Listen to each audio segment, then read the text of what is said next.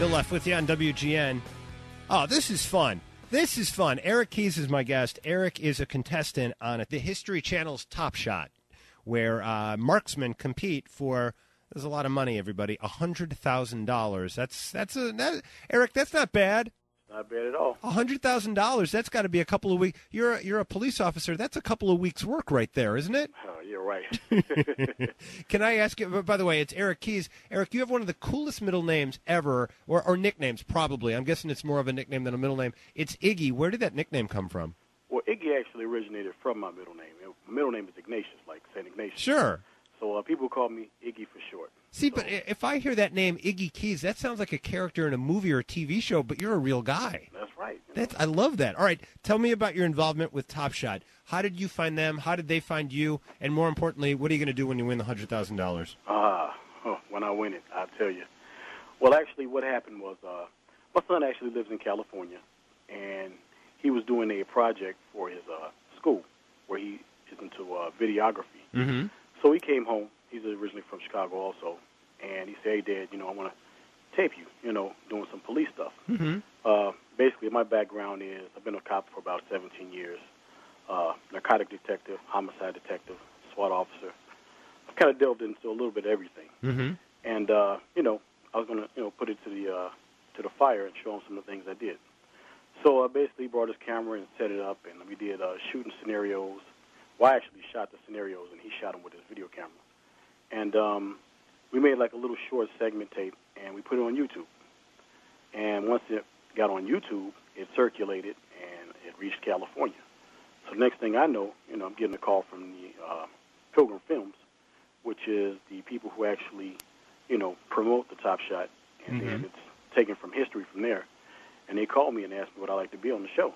Now, in this film, Eric, what were you doing? Were you doing like long-range shooting, or what kind of stuff were you doing in the film? Well, my specialty basically is close quarter combat type shooting, close-up, reloading, the stuff we do for SWAT training, that type of thing.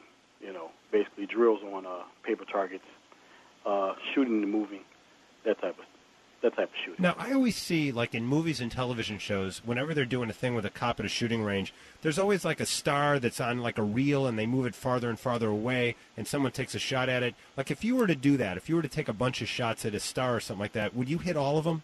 I wish I would. But how good are you? Are you really that good? I'm pretty good. I'm definitely pretty good. When I first started, I was pretty terrible. But I have a buddy of mine who mentored me and got me started into the shooting, which is Brian Smith from Chicago Heights. Yeah. He had his own training program. And basically what he did was teach me the basic fundamentals of shooting up close and far. And basically, as long as you keep the front sight on there, have a steady hand and a nice trigger press, yeah, you're going to hit it, whether you're up close or far away. Now, is your theory, because I've never shot a gun before. I have a squirt gun, and I'm ready to use it. But super soaker, right? Yeah, I have a super soaker. Okay. I'm always ready. Is the key to this, because I've heard some people say you want to aim a little to the left or just a little to the right, and then you get a true shot. Is that the truth, or do you want to go right for the dead center? Well, the thing is, you have to learn the fundamentals of shooting. And what that means is any gun, you pick up, once you put the front sight on it, you will know where the bullet goes. Mm-hmm. So if the front sight is shooting a little to the left, you shoot it again. If it keeps shooting to the left, then you know you need to move the sights. But you have to have such a steady hand, don't you, to pull that off? Well, it just takes practice, like anything else. You keep pulling that trigger, and you keep pulling the trigger, and then you learn you need to adjust here. You make your adjustments, and then it'll go straight in. Now, you said, Eric, that your specialty is shooting close up, but if you've been on a SWAT team, you know that a lot of times the perpetrators don't really play along by those rules. A lot of times they'll try to run away, or you'll be in a far-away situation. How good are you at shooting, like if you had to, I'm not saying for recreation, but if you absolutely had to, could you hit a target from far away? Are you okay with that as well? Yes, I would. I mean, you'd have to concentrate a little more. You have to know your background. You don't want to overshoot. Right. So it's a lot of things to take into consideration when you're doing that type of thing. And sometimes you just might not need to shoot. You might have to chase the guy. And your hope is, when you go into a situation like that, my guess is you're hoping you don't have to shoot, correct? Yeah. I don't think any cop really just wants to ever have to shoot, because you never know. You can get shot just as much, no matter how tactically skilled you are. A shootout is a shootout. We look at people who get shot on TV, And when they're going down, you know, they got the Uzi and it's Right. those bullets are going somewhere. So, you know, the whole thing is if you can avoid a shootout, that's the main thing you want to do. But reality is it's just not like that. Sometimes you absolutely have to, right? Yeah. Yep, I understand that. All right, so your involvement is this. You make this tape, they put it on YouTube, and then you get a call. What did they say to you in the phone call? They say basically, hey, we saw a tape, you know, a video you shooting. We'd like you to try out for Top Shot. So basically, they asked me to make another videotape, and, well, a video, and that's what I did. But they said this time include some of the things that you're into. So I included other things like, you know, I like to work out. I'm into music production, and, you know, just a lot of social gatherings. They wanted to get a more real feel. They knew that you could shoot and you were a good cop, but they wanted to get to know you as a person a little bit, right? Yeah. Exactly. So once I did that, they reviewed it, they loved it, and they flew me to California. What do you think was in there that they saw that they liked? What was it about you that you think really pushed it over?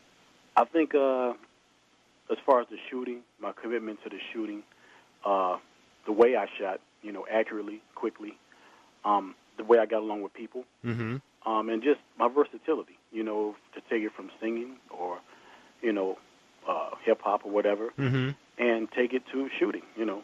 Wouldn't that be a great show if they could combine those two? If you got people that could sing and shoot at the same time, that'd be a pretty good show. Yeah, that would. I can't imagine why they haven't thought of that yet. That's a perfect show. You know, it might be Top Shot 28. You never know.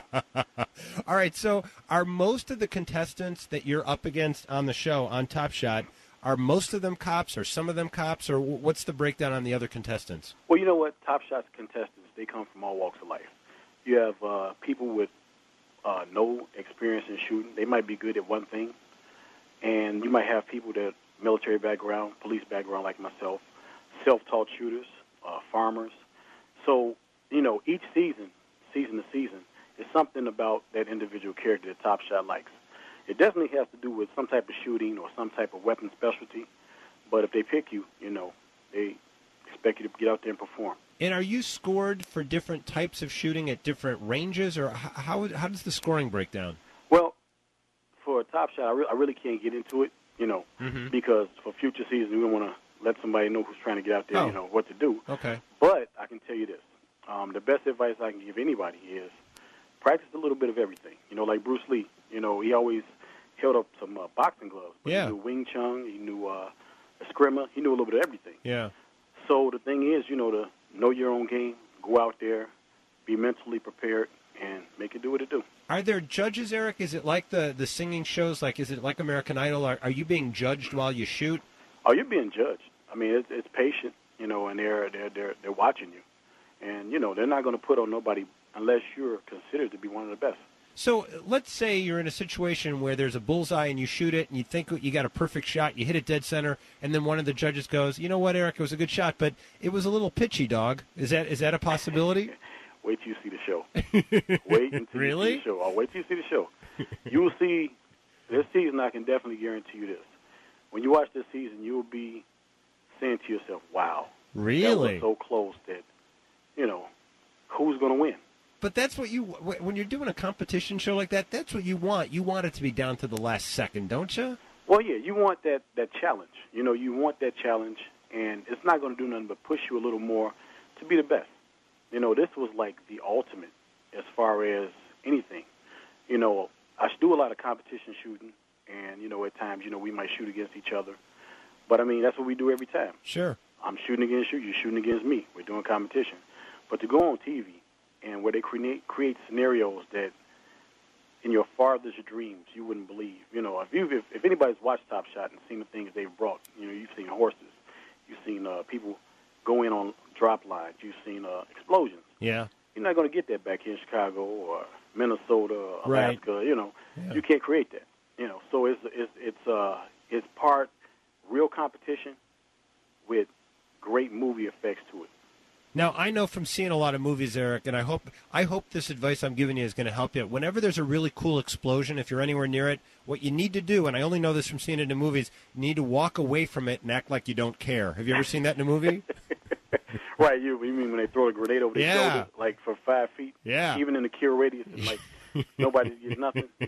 Okay. Yeah, maybe light up a cigar and just walk away from it, like just go and have that look like another day at the office. Just have that kind of look as you're walking away. With that subtitle too, you know.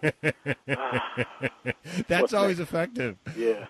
Do they, like on The Apprentice, they always make all the contestants kind of bunk together in a big house or a big room. Do they make you and the other contestants sleep in the same quarters, or do you get separate places? Oh, well, actually, we live in one house. You do? What's that like? Oh, you know what? It was really cool. It was different. I've never done it the way they've done it. Basically, you're sequestered, so you don't have any radio, you don't have any TV, you don't have any magazines. You have none of your own personal outlet. Mm-hmm. So these people are the people you see when you wake up and you go to sleep. And that's your outlet. You have to learn these people, apply it to the shooting contest and see who's got their weaknesses, sure, who's got their strengths, who can break, who won't break under pressure. And I see why they do it, because it makes you concentrate strictly on the competition, and therefore, it'll help you be a little more effective. I would think so. All right, stay where you are. More with EricIggyKeyes. He is a contestant on the History Channel's Top Shot. The season premiere is actually coming up Tuesday night. It's at 9 p.m. start Central Time. We'll find out more from him in just a little bit. It's WGN. Bill Left with you on WGN. My guest is EricIggyKeyes. EricIggyKeyes. He is a cop. He is a SWAT team member. He's one of the toughest guys there is. He's going to be on the History Channel's Top Shot, where he's competing for a top prize of $100,000. Eric, at some point, you've thought about it. You've closed your eyes. You've dreamt a little bit, and you thought, I could get $100,000, $100,000. What would you do with that money if you won? Wow. I do, first, the natural thing, of course, pay some bills, My name's Bill. Right. I could be one of those bills you pay. Right, so you got your hand out, right? Yep. So, yeah, pay some bills, give my kids what they like, They basically really support me. They were very happy that I made it. So, definitely take care of the kids and take care of the family. Oh, that's nice. Put a little bit more into the things I do, and just, save some. Maybe one nice night out and a Red Lobster or something, maybe. Who knows? Yeah, Chicago got good food. Yeah. Oh, tell me. Tell me about it.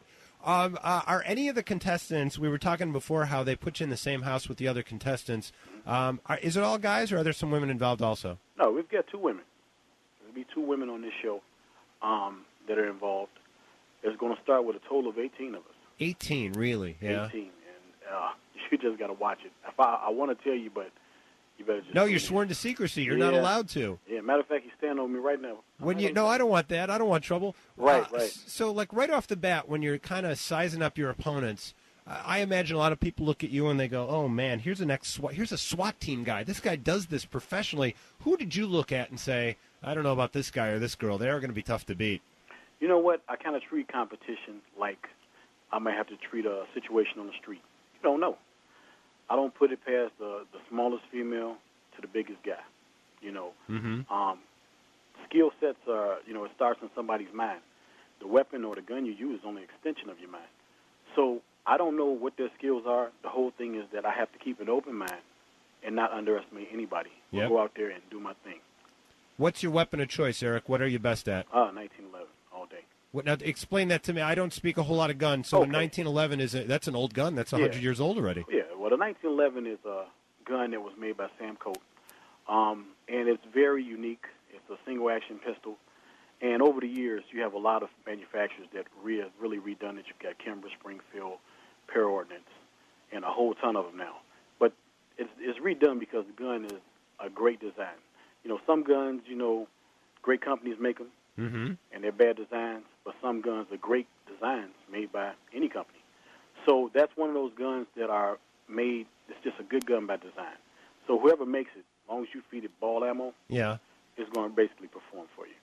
And then you've got some of them that are a little more advanced now that you can feed it your more modern ammo, like your hollow points and stuff like that. But my favorite is the Para Ordnance. I love Para. It's a high-capacity 45. It kicks butt. Well, now I know what to get you for your birthday. Oh, man. You just made that easier. When is your birthday? The 26th of February. All right, hold on. I'm writing it down. Feb 16, get 26, get Eric 14, done. Man. All right, I can do that. And are all the weapons you shoot on the show on Top Shot, is it always guns and rifles and stuff, or do they ever throw in like a bow and arrow or like that hat that the guy had in Odd Job and James Bond? What else do they make you shoot? Well, you know what? That's the whole thing about Top Shot. They take you out your element.